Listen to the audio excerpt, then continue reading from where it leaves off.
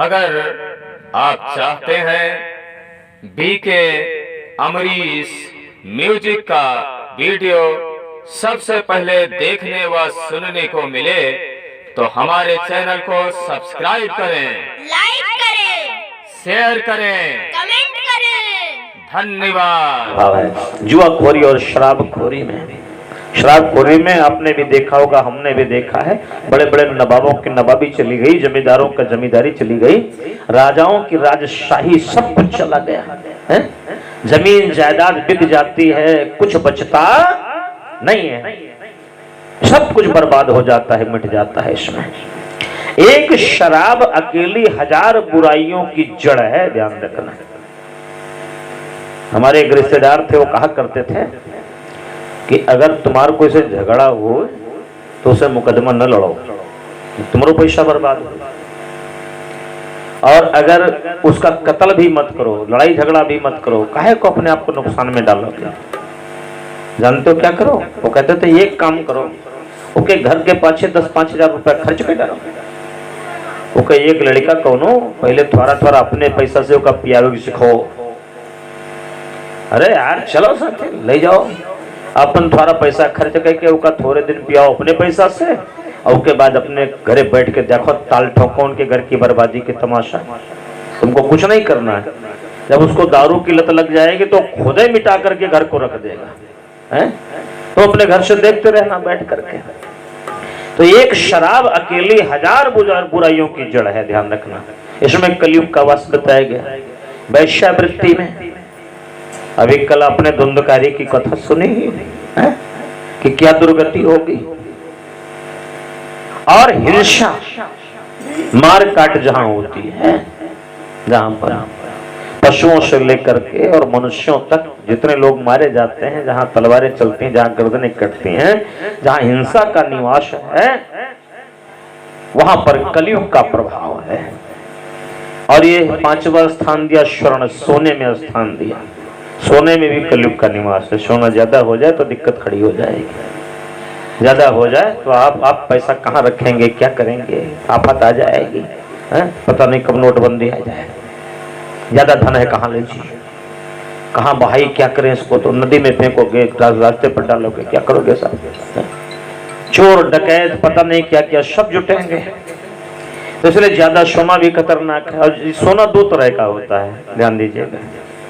एक सोना वो होता है जो आपके घर में तिजोरी में रखा है, वो सोना भी खतरनाक। एक सोना वो है जो चादर तान कर सोना होता है, अगर वो भी ज्यादा हो जाए तो वो भी खतरनाक है। समझ लो उसमें भी कलयुग महाराज ही है। सुबह समय से आंख न खुले। हमारे यहाँ बुजुर्ग लोग कहते हैं कि हर रात के चौथे पहरे में एक दौलत लुटती रहती है, जो जागता है सो जो पाता है, जो खोता है, जो सोता है सो खोता है। उत्तर से आ रहे निरंतर दिव्य शक्ति की धारा। सुबह सुबह आप बिस्तर छोड़ दीजिए, मॉर्निंग वॉक कीजिए, टहलिए, थोड़ा सा खुली हवा में सांस लीजिए, आप स्वस्थ रहेंगे, आपको शुद्ध प्राणवायु मिलेगी। और पता चला कि वहाँ 1:30 बजे भर मोबाइल पर उंगली रगड़नी है और 9 बजे से पहले बिछौना न छूटी। तो जब 9 बजे तक आप सोएंगे, बिस्तर नहीं छोड़ेंगे, तो समझ लो इस सोने में भी कलयुग का ही निवास है। 9 बजे तक अगर सोना है तो समझ लो इस सोने में कलयुग का ही प्रभाव है। तो यहां भी कलयुग का प्रभाव है। राजा परीक्षित कलयुग को 5 स्थान देकर के वापस चले आए, और जब अपने यहां जब पहुंचे तो एक दिन की बात है, थोड़ा समय बीता। श्री सूत जी महाराज कहते हैं कि एकदा धनुर्उद्यम्य विचरण मृगयाम वने। एक बार की बात है, राजा परीक्षित के मन में विचार आता है क्या कि चलें शिकार किया जाए। अच्छा, अब यहां पर एक प्रश्न खड़ा होता है कि वो राजा जो अभी हिंसा को लेकर के कलयुग पर तलवार लेकर खड़ा हो गया था, वही राजा अब धनुष बाण लेकर के घोड़े पर सवार होकर हिंसा के लिए जा रहा है। आखिर में ये कैसे हो रहा है? इतना बड़ा उल्टा भी ज्यादा दिन नहीं बीते, ये कैसे हो गया? अभी इतना अहिंसक था और फिर इतना हिंसक कैसे हो गया? क्यों? क्योंकि शिकार तो बिना हिंसा के हो ही नहीं सकता। आप शिकार करेंगे तो शिकार में कोई फूलों के बाण चलाएंगे क्या? फूल वर्षा करेंगे किसी जीव पर? गोली चलाएंगे, तलवार चलाएंगे, तीर चलाएंगे, किसी न किसी की हत्या ही करनी पड़ेगी, तब शिकार हो पाएगा। और एक बात और है, इस समाज में शिकार कौन किसका करता है? दो चीजों का शिकार जानते हो किसका होता है? शिकार साहब हिरण का शिकार करेंगे, अच्छा। मुर्गी काट डाली, बड़ा शिकारी आदमी है। मछली फंसा लिया, बड़ा शिकारी आदमी है। बकरे को हलाल कर दिया, भेड़ा को काट डाला है। ये बेचारे वो जानवर, वे जीव जो आपका प्रतिकार भी नहीं कर सकते, किसी तरह का आपका विरोध नहीं कर सकते, उनकी हत्या करना, उनकी जान लेना, उनकी गर्दन काटना, इसको हम कहते हैं साहब ये हम बड़े शिकारी है, हमने शिकार कर लिया है? हिरन जो हिंसक नहीं है, आप उसका शिकार करते हैं। कोई शिकारी आज तक शेर का शिकार करने वाला नहीं मिला, चीते का शिकार करने वाला नहीं मिला। निरीह निरपराध पशुओं की हत्या करना, ये शिकार की परंपराओं से जोड़ दिया गया, इनकी हत्या करना। और एक बात और आपको हम बता दें, अरे मनुष्य की ही बात नहीं है, हमारे समाज में बड़ी विडंबनाएं हैं। देवी देवताओं ने भी, चाहे वो कोई भी किसी के धर्म के क्यों ना हो, उन्होंने कुर्बानी और अगर बलि लेने की बात कही किसी की, तो भेड़े बकरा की बलि, मुर्गी मुर्गा की बलि। कोनो भवानी काली मैया नहीं मंगन कहन के हमका शेर की बलि चढ़ाओ, हमका भेड़िया की बलि चाहिए, हमको चीते की बलि चाहिए, रीछ की बलि चाहिए, नहीं इनकी बलि नहीं चाहिए। हिंसक पशुओं की बलि किसी ने नहीं मांगी, क्योंकि ये टेढ़े हैं। टेढ़ चंद्रमा ग्रसई न राहु, वक्र जानी शंका सबका हो। तो अगर आप टेढ़े हैं तो आपसे सभी को डर है, अगर आप सीधे हैं तो आपसे किसी को डर नहीं है। तो इनके भी लिए भी चाहे कुर्बानी देने के लिए हो तो बकरा लेके आओ, बलि मैया जी काली माई मांग रही हैं तो बकरा लेकर के आओ। इनके नाम पर भी कोई शेर को नहीं मांगा किसी ने, इसलिए कि आप उसका शिकार करने जाएंगे तो आपको पहले शिकार कर लेगा, उसकी बलि देने से पहले वो आपकी बलि ले लेगा। इसलिए वहां पर हम निरीह पशुओं की हत्या करके इसको शिकार की परंपरा से जोड़ रहे हैं। ये कौन सा शिकार है भाई? ये जीव हत्या करना, लोगों को ये छोटे छोटे प्राणियों की हत्या करके इनकी अपनी बहादुरी दिखाना। बड़े बलवान मतलब एक वार में पकड़े की गर्दन काट दी, क्या बात है साहब। हमारे यहाँ वेदों में कहा गया था वैद की हिंसा ना भवती। वहां पर जहाँ वेदों में पशु हिंसा का जहाँ जिक्र आया है, वहां पर बताया गया, उसका अर्थ बताया गया कि आप अपने भीतर की पशुता, अपने भीतर की बुराइयां, आपके भीतर जो राक्षसता है, आप देवताओं को उसकी बलि दीजिए। अब अपने भीतर की बुराइयों का त्याग कीजिए। जानवरों को काटने की तो मारने की बात नहीं कही गई यहाँ, लेकिन आदमी की प्रवृत्ति बड़ी विचित्र है? हम उनकी बलि चढ़ाते हैं, कौन सा? जो हमारे अपने नहीं है तथा जो निरीह हैं, जो शक्ति संपन्न नहीं, उनके लिए। बड़ा सुंदर किसी ने कहा कि बलिदान न शेर का देखा गया, बलि वेदी पे बकरे चढ़ाए गए। बलिदान न शेर का देखा गया, बलि वेदी पे बकरे चढ़ाए गए। बलिदान न शेर का देखा गया, बलि वेदी पे बकरे चढ़ाए गए। बलिदान न शेर का देखा गया, बलि वेदी पे बकरे चढ़ाए गए। विषधारी को दूध पिलाया गया, विषधारी को दूध पिलाया गया, कि चूहे कट्टियों में फंसाए गए। विषधारी को दूध पिलाया गया, कचुए कट्टियों में फंसाए गए। बन टेढ़े दरख्त न काटे गए, और सीधों के आरे चलाए गए। बन टेढ़े दरख्त न काटे गए, और सीधों के आरे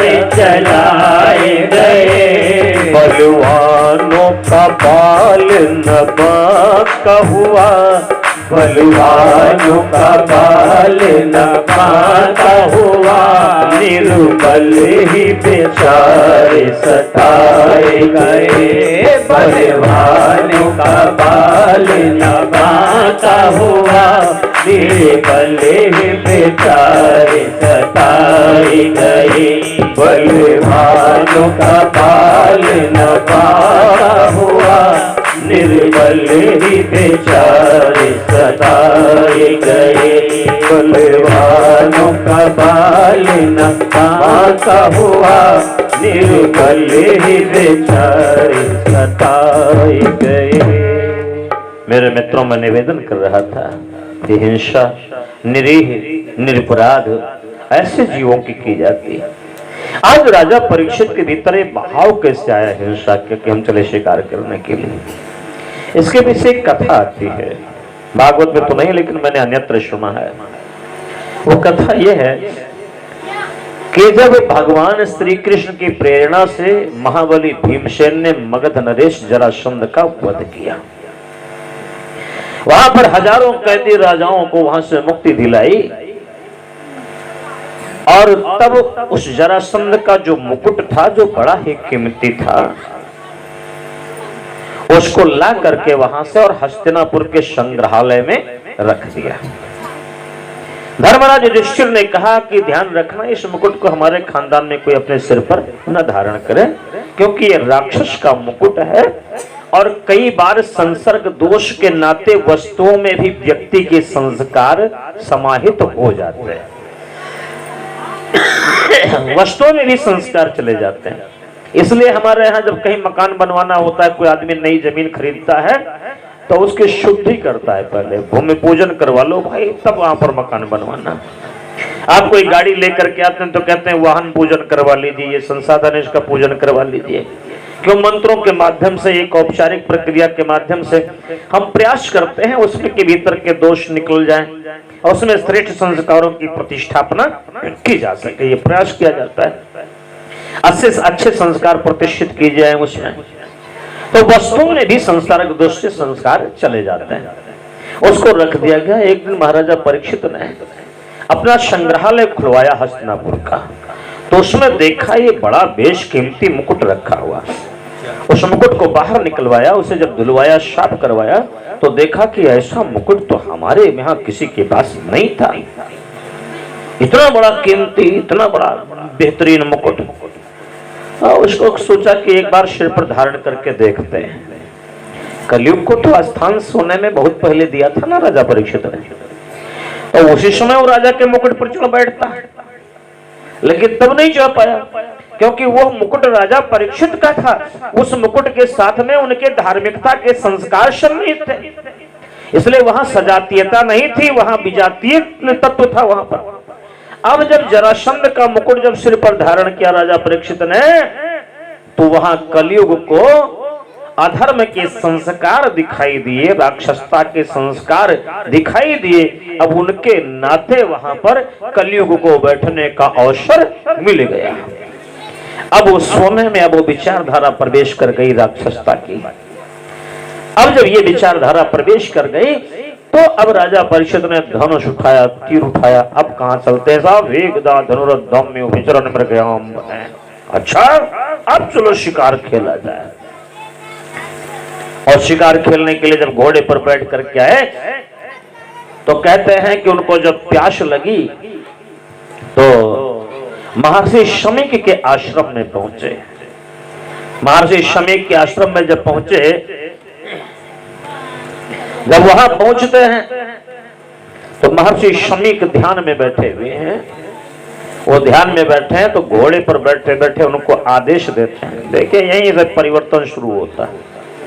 वो राजा जो ऋषियों के चरणों में अपना शीश झुकाता था, उनकी सेवा के लिए तत्पर रहता था, आज वो राजा उन ऋषियों से सेवा करवाने का प्रयास कर रहा है। आदेश करता है, बाबा उनको प्यास लगी, पानी पिलाओ। महर्षि शमीक ध्यान में बैठे, नहीं उठे, एक बार कहा, 2 बार कहा, 3 बार कहा, नहीं उठे तो देखा वहां पर एक सांप मरा हुआ पड़ा था, उसको धनुष की नोक से उठा करके और शमीक मुनि के गले में लपेट दिया और वहां से चलते बने।